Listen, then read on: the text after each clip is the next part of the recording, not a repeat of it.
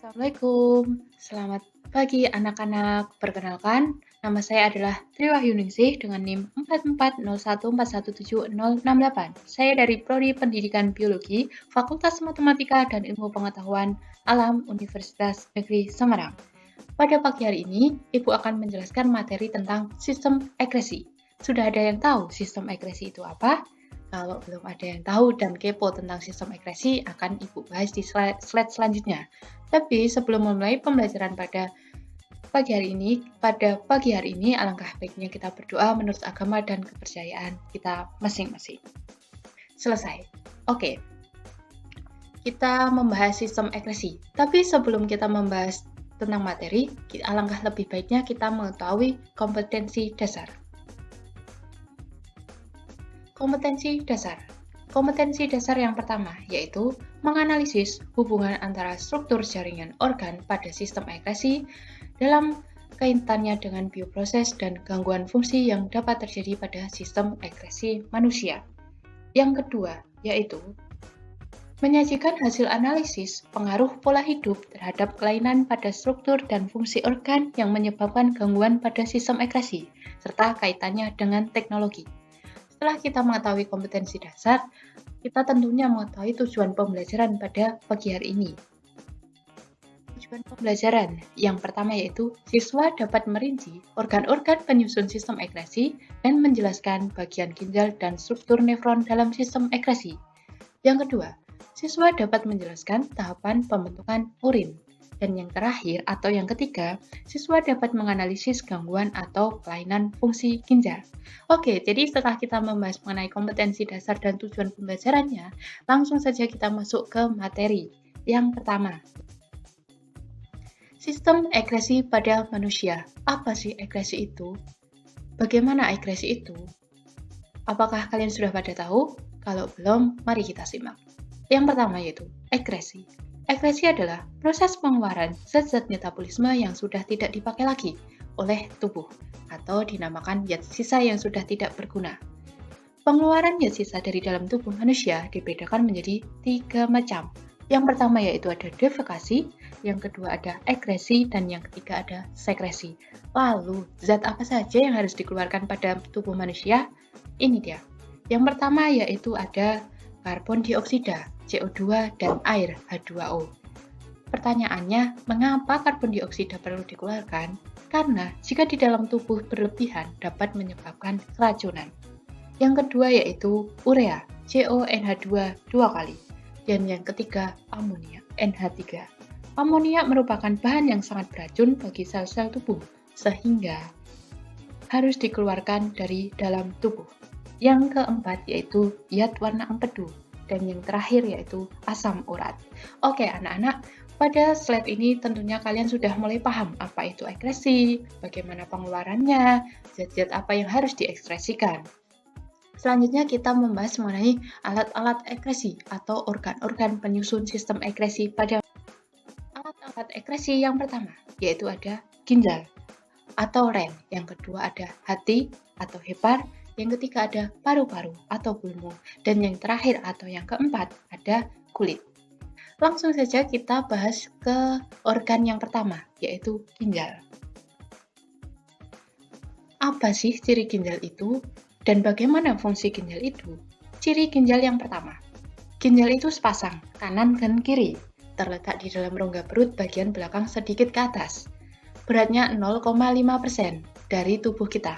Panjang 7-10 cm, lebar 6 cm, dan tebal 3 cm.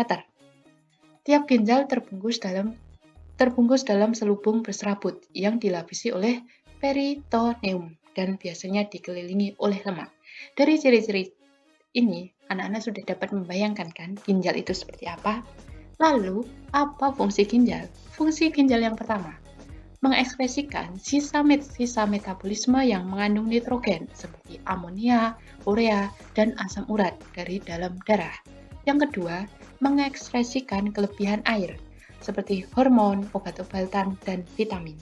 Dan fungsi yang ketiga yaitu memelihara tekanan osmosis dan pH cairan tubuh. Hasil ekskresi ginjal adalah larutan yang dinamakan urin. Jadi, Pada slide ini kita dapat mengetahui apa ciri ginjal dan fungsinya. Setelah kita memperoleh ciri dan fungsi, selanjutnya kita mengenal struktur ginjal. Struktur ginjal. Perhatikan gambar samping kiri. Jadi ini ada gambar struktur ginjal dan struktur nefron. Setiap ginjal disuplai darah beroksigen oleh arteri renalis yang bercabang dari aorta. Dari ginjal, darah yang mengandung karbon dioksida diambil oleh vena renalis dan dibawa menuju ke vena cava. Urin yang dihasilkan oleh tiap ginjal masuk ke dalam saluran atau pembuluh yang disebut dengan ureter.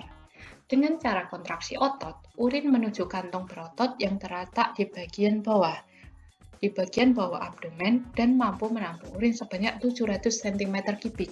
Kantong berotot ini biasa kita kenal dengan nama kantung kemih. Selanjutnya, setiap ginjal. Sebelum kita mengetahui lebih dalam, ginjal itu ada korteks renalis dan medulla renalis. Apa perbedaannya? Jadi, bagian terluar ginjal yang berwarna gelap itu disebut korteks renalis. Bagian yang lebih terang disebut medulla renalis. Ini dia, jika diperbesar, setiap ginjal itu terdiri 1-4 juta tubulus mikroskopis atau yang kita kenal dengan nama nefron. Nefron sangat kaya akan pembuluh darah. Nefron merupakan bagian struktur kecil dari ginjal. Nefron sendiri ada bagian-bagiannya seperti glomerulus, tubulus distal, dan lain sebagainya. Setelah kita mengetahui ciri ginjal, fungsi ginjal, dan struktur ginjal, kita selanjutnya membahas mengenai pembentukan urin yang ada pada ginjal. Tapi sebelumnya, simak dahulu video berikut ini.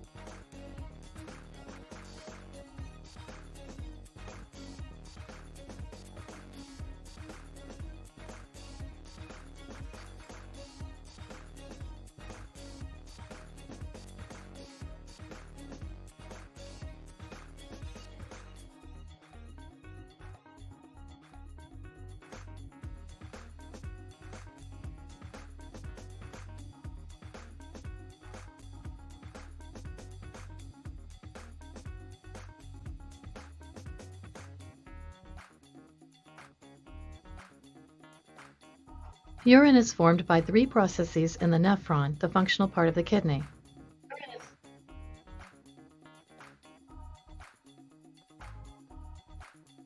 In glomerular filtration, the glomerulus filters water and certain dissolved substances from the plasma of the blood. This results in increased blood pressure, which forces the plasma-like fluid from the blood into Bowman's capsule and then into the tubules. The fluid or filtrate include many positive and negative ions of many elements. The filtrate does not have any proteins or red blood cells, which are too large to pass through the capillary membrane. In tubular reabsorption, substances are transported out of the tubules and back into the blood of the peritubular capillaries. Reabsorption takes place in the proximal tubule, loop of Henle, and distal tubule. The major part of reabsorption occurs in the proximal tubule. About 15% of water is reabsorbed back into the bloodstream. The process is regulated by the hormones vasopressin and aldosterone.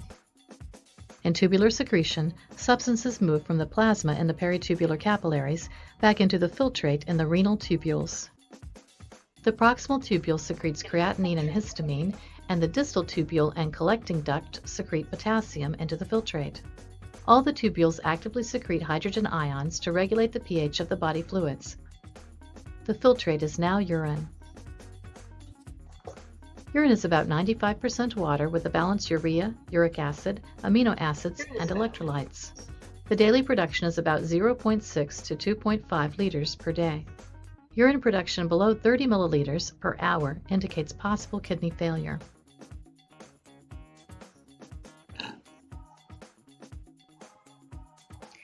Oke, jadi anak-anak sudah memperhatikan video tadi. Sudah ada bayangan kan bagaimana proses pembentukan urin. Nah, Ibu akan memperjelas bagaimana proses pembentukan urin tersebut. Proses pembentukan urin ada 3. Yang pertama yaitu filtrasi, yang kedua ada reabsorpsi, dan yang ketiga ada augmentasi. Langsung saja kita ke proses yang pertama.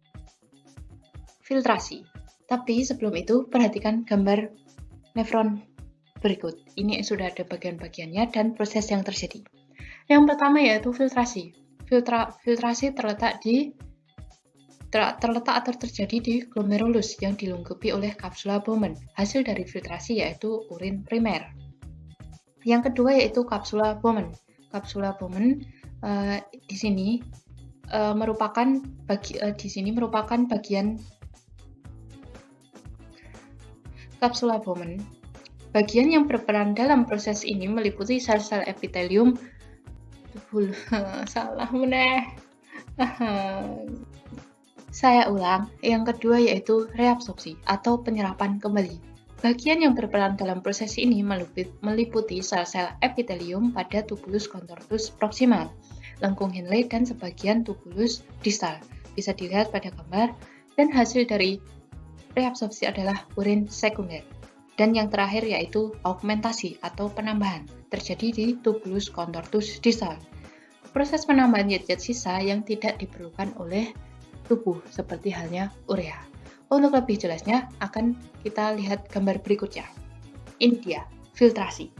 Filtrasi adalah penyaringan darah yang dilakukan oleh ginjal. Darah yang disaring mencapai 1.200 ml per hari. Setiap menit dapat mencapai 1.200 ml. Proses penyaringan ini sangat dipengaruhi oleh adanya tekanan hidrolik darah, serta permeabilitas dinding kapiler glomerulus dan kapsula Bowman. Dalam proses penyaringan, molekul-molekul air dan molekul-molekul kecil lainnya seperti glukosa, urea, H2O, NaCl, hidrogen, natrium, kalium, bikarbonat, dan klorida didesak melintasi dinding kapiler glomerulus dan kapsula Bowman menuju tubulus contortus proximal. Pada tahap kedua yaitu reabsorpsi.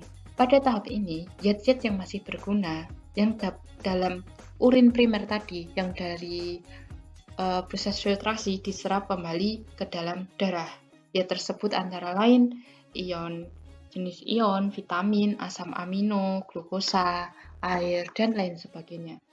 Dalam proses reabsorpsi, sekitar 50% urea yang ada dalam urin primer berdifusi kembali ke darah. karena adanya perbedaan konsentrasi yang disebabkan oleh reabsorpsi air antara urin primer, sel tubulus konvolusi proksimal, dan darah. Selanjutnya tahap ketiga yaitu augmentasi atau penambahan. Dalam proses tersebut, urea yang ada di dalam darah masuk ke tubulus konvolusi distal dengan cara transport aktif. Selanjutnya, setelah filtrat dialirkan ke saluran pengumpul dan kemudian ke medula. Dari medula, urin sesungguhnya masuk ke pelvis renalis melalui pelvis renalis lalu ke ureter. Selanjutnya urin dikeluarkan uretra melalui proses yang dinamakan mikturisasi. Mikturisi atau urinasi. Banyak sedikitnya urin yang dihasilkan oleh ginjal diatur oleh hormon ADH, hormon antidiuretik. Ini adalah perbedaan jika ada hormon ADH dan tidak ada hormon ADH.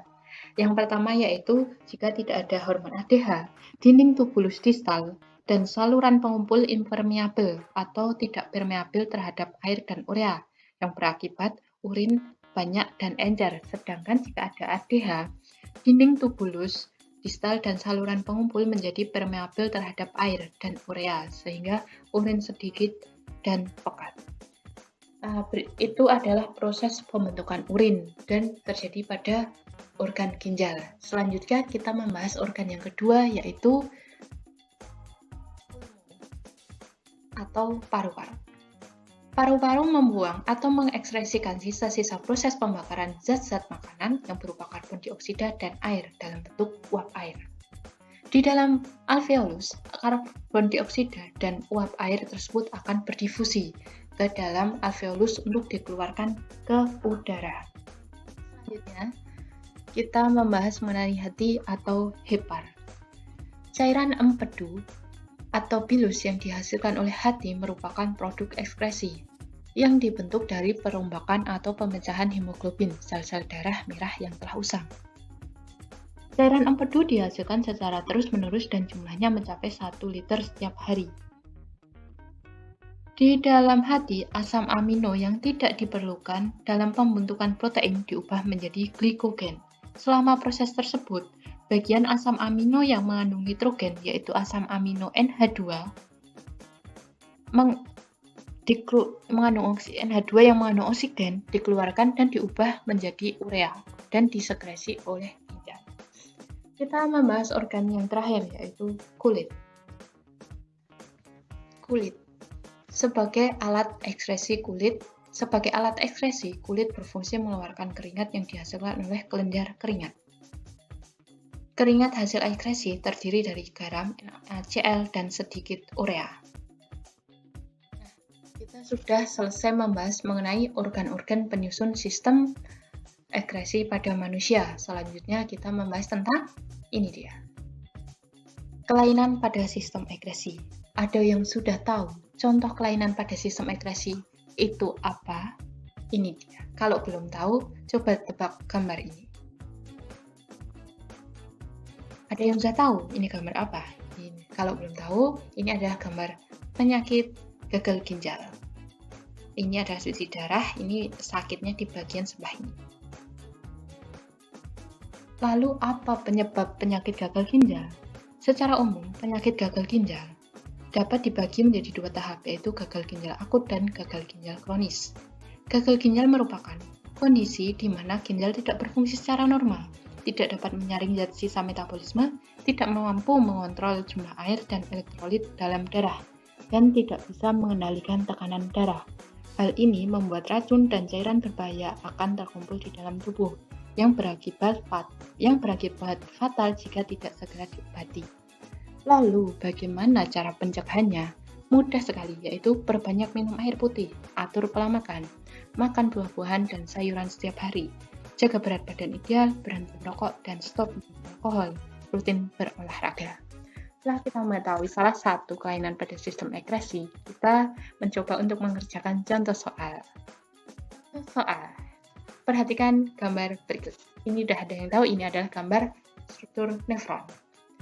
Bagian yang akan menyerap Bagian yang akan menyerap kembali unsur yang masih berguna, kemudian dihasilkan urin sekunder ini adalah pengertian dari proses reabsorpsi, di mana reabsorpsi terjadi di tubulus contortus proximal. Berdasar gambar di samping, tubulus contortus proximal ditunjuk pada nomor 4. Secara tidak langsung kita mencari nomor 4 adalah urutan pertama. Dari opsi C adalah jawabannya, karena nomor 4 urutan pertama. 4, 5, 6 yang nanti berakhir di lengkung Henle. Oke, setelah kita mengerjakan soal dan kalian sudah paham mengenai soal ini, selanjutnya kita ke soal berikut. Perhatikan gambar di bawah ini.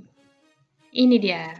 Ini gambar yang sangat enak sekali, ada makanan, minuman, ayam, kentang goreng.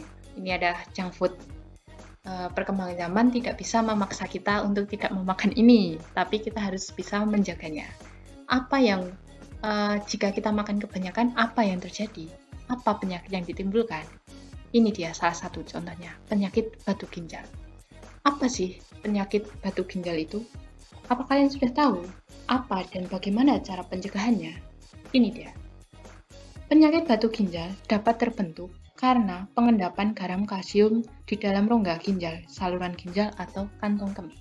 Lalu, bagaimana cara pencegahannya?